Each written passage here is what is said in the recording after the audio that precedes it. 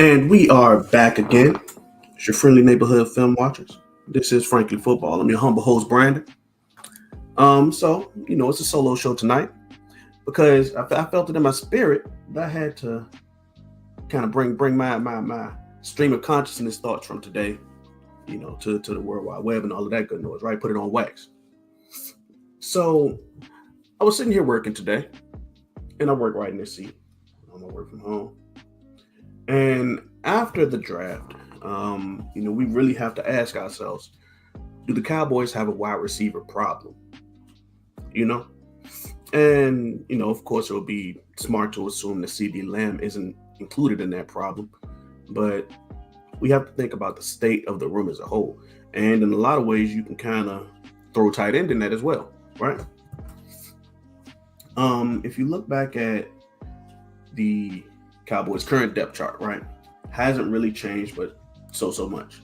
Behind CD Lamb, you have Jalen Tolbert, who they will constantly tell you was the touchdown leader on the team.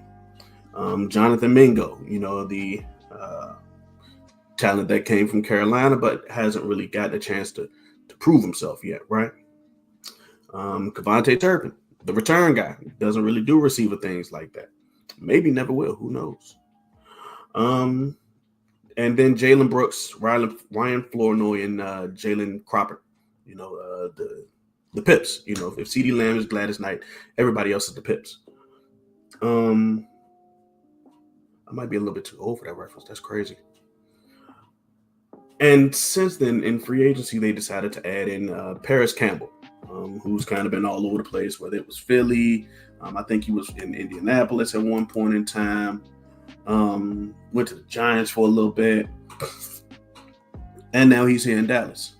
So journeyman receiver. I think he was if I recall correctly, wasn't Paris Campbell like a speedster guy? That might have been what he was known as coming out of the draft like 6 years ago. But once again, thinking about the state of the room, if you look at like what they're trying to sell us in Jonathan Mingo, that he's one of the guys that they are really trying to market and highlight right now, right? And Jonathan Mingo didn't really get that much time with Dak Prescott. Well, he didn't get any time with Dak Prescott last season. Dak was already hurt when Mingo joined the team.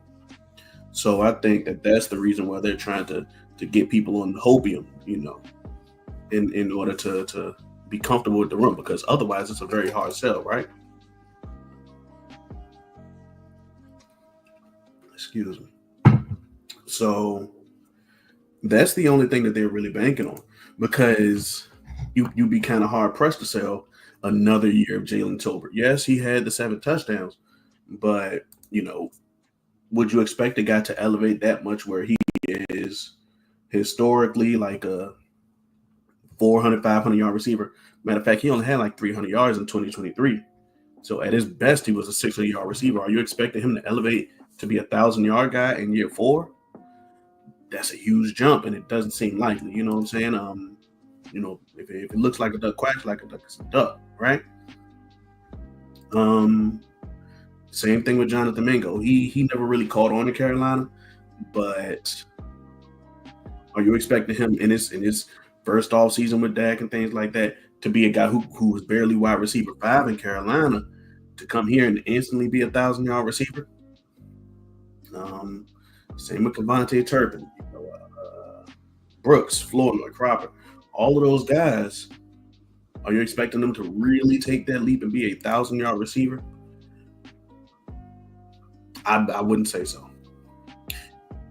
And the reason that I'm really harping on that 1,000-yard number is because look at the teams who have the best 1-2 punch at receiver in the league. Philly, Cincinnati. It used to be the Rams. San Francisco prior to the Debo trade. They could rely on 2 guys to have around that 1,000-yard mark. But I believe didn't Chicago have 2 1,000-yard guys? I can't really remember off the top of my head. I'm not a Bears fan, but Chicago had 2 top tier guys for a while. Um,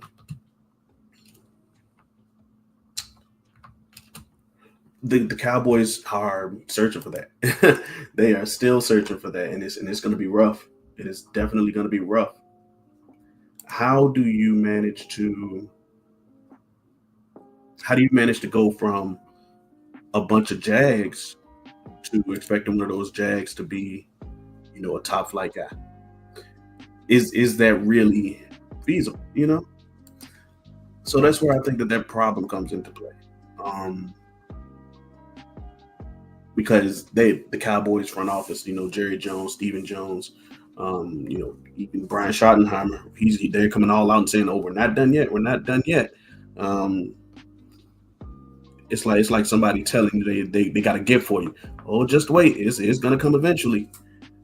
How many times do you have to hear that before you say, "Yeah, all right, yeah, okay," you know, sure, Jerry type beat. Um, I'm not one of the people that generally buys into all of that stuff. I believe what they show me. You know, I believe what they show me, and this is building up to be another year, kind of like that receiver by committee for everybody behind CD Lamb. And the last time they tried that, they had to make an in-season trade because it imploded so quickly. That's why they had to bring in Amari Cooper.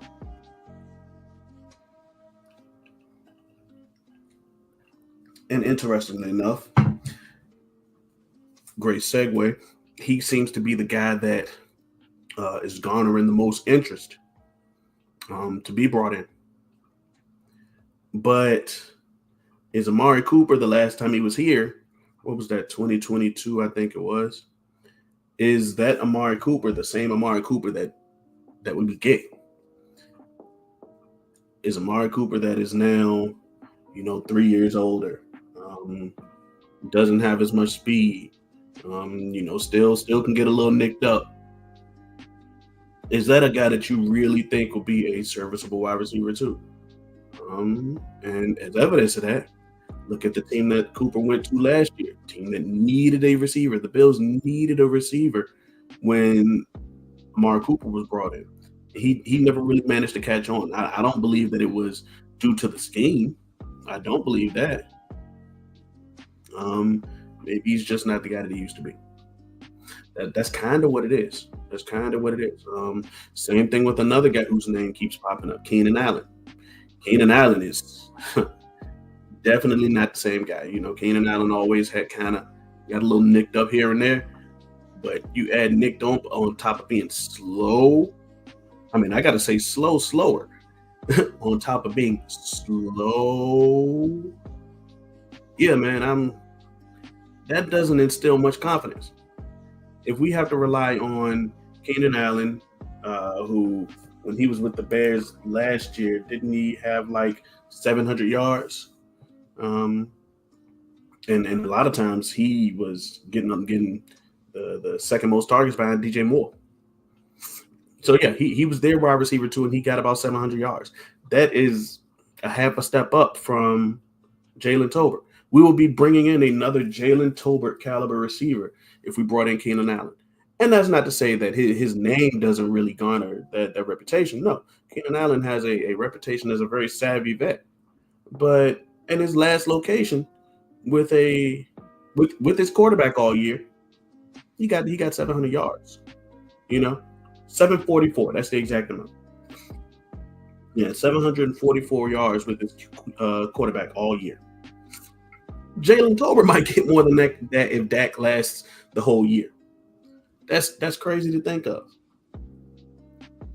That is a profound thought right there, brother.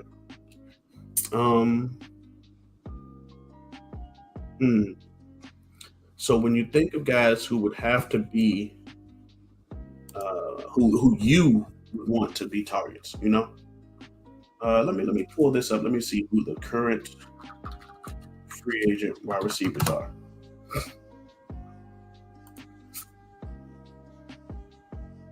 All right, let's go to best available. Elijah Moore just signed today, so he went to Buffalo, so he's no longer on that list, right? Other guys will have to be DJ Chark, Kadarius Toney. Um, man, the list is getting dry. The list is getting dry. Um, and Tyler Boyd. Oh, Tyler Boyd. He was a wide receiver three for a long time, but I think that he has a wide receiver two ceiling. And he might be better than anybody else on this roster if we're being honest. Um, yeah, man. Yeah, the options are very thin as far as who's out there. So the Cowboys might have to be one of those teams that make a trade for a guy. And of course, like when you say, "Oh, wide receivers available for trade," first name that I think of, as far as being a highly polarizing name that's been in the airways for a while, would be Tyreek Hill. But I don't think that the Cowboys are interested in uh, that circus that comes along with Tyreek Hill. I don't think that they're interested in that. But that's just me. They seem to have been on the wave of like going back to Jason Garrett's word, in the right kind of guy wave. So I don't really see them being too interested, being biased with Tyreek Hill. They would have to go somewhere else. Um, let's see whose names would come up.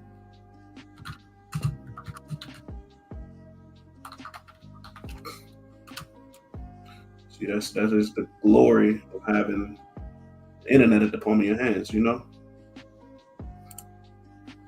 Let's see here.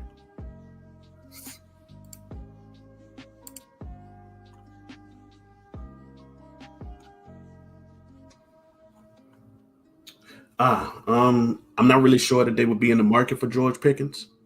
And that's the first name that came up, right? I don't really see them being in the market for him because the price will be high. But then, kind of the same stuff that I said about Tyreek Hill, you don't want to deal with anything negative that comes along with it. George Pickens, he a crash out, man. He is a crash out on the field. Um, so would that be something that you would want to bring into your locker room? Hey, maybe you might need a little mean streak in all of your guys. You might need your guys to go out there and lay hands on somebody. Um, so hey, that could be a possibility, but because of the route that I think that they're going culture wise, I'm not sure. I'm not sure. Um, yeah, man. Yeah. To go back to my original question and the title of this video, I think that the Cowboys have a receiver problem. I do, because they might have waited too late. They might have waited too late to try to put a band-aid over that gaping wound. Because if you think about guys who signed a while back, like Cooper Cup for that cheap deal, what was it? Was it like $6 million or something similar? That cheap Cooper Cup contract is looking real tantalizing right now. Um, Let me see who else signed. Shoot, that trying to get Elijah Moore would have been great, but trying to wait until after the draft and not really satisfying that position. It's coming back to bite him, man. It is coming back to bite him. We'll see how it goes as training cap goes on. Um, hopefully everybody doesn't get all up in arms about any corners that we got. That might shut them down, kind of like we had with Kalen Carson last year. Hopefully, people don't get all uppity about that and overestimate guys like we made the mistake of doing last year. I think that people are aware of why any cornerback would have success against those guys, because maybe last year they overestimated their wide receiver talent. Ryan CD. I mean, not even maybe they did. You know, they did. So yeah, man, that is going to be something to really keep an eye on as mini camp goes there with the rookies, and I'll get around to watching the undrafted guys. What was Buddy's name? Holden, Trayshawn Holden. I'll get around to watching guys like that. Really develop an opinion of him. And then go from there. Oh, and Josh Kelly. That was somebody else that was undrafted. Um, so yeah, I'll do my best to watch those guys. Shout out to the film plug. Hopefully he can give me some of that. But yeah, man, I think that's all I got today. I just wanted to get on real quick, even if it was like 15 minutes. Talk about the state of this wide receiver room. Um, and I might do that for other positions that I really uh, don't feel are up there yet. It's like one or two more that I think needed a lot more work.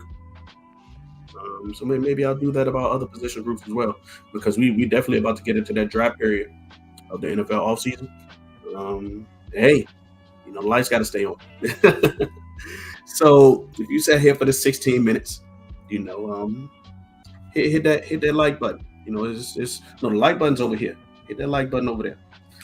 The subscribe button gonna be over here. And then that comment box is right in the middle. Just go straight down, right? Interact with all of those. Get real familiar with all of those buttons. If you want to see more dope content like this. So, until next time, be kind to people. And this is Frankly Football. Peace.